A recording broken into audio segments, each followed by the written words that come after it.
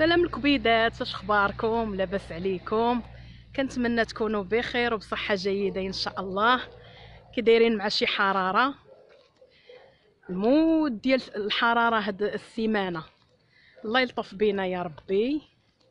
كبيدات خرجت نتمشى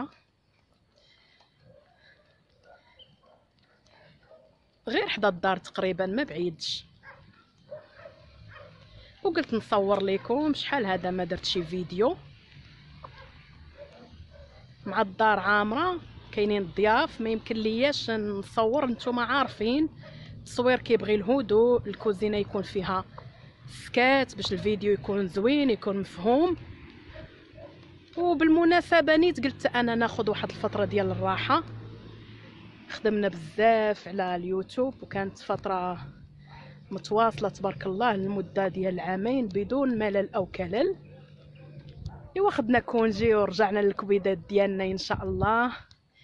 كنتمنى تكونوا بخير وبصحه جيده، وكنسلم على الاصدقاء كاملين وكنقول لهم موعدونا ان شاء الله.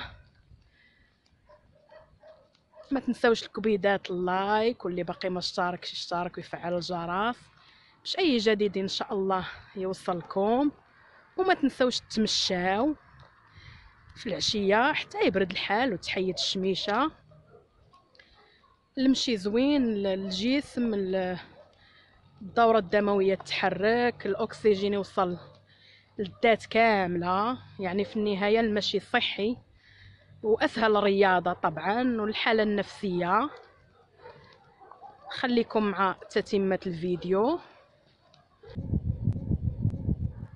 شوفوا الناس راه جالسين في الصخر، إلا بانوا ليكم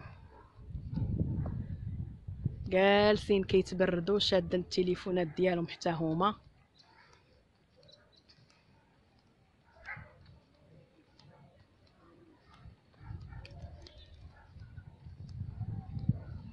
هاد البلاصه زوينه وامنه، كتمشي فيها عادي، كتكون عامره بالناس كيخرجوا يتمشاو، كاين اللي كيدير سبور.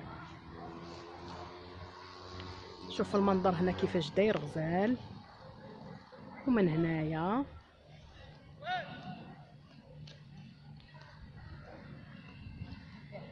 الجو غزال ومبرد.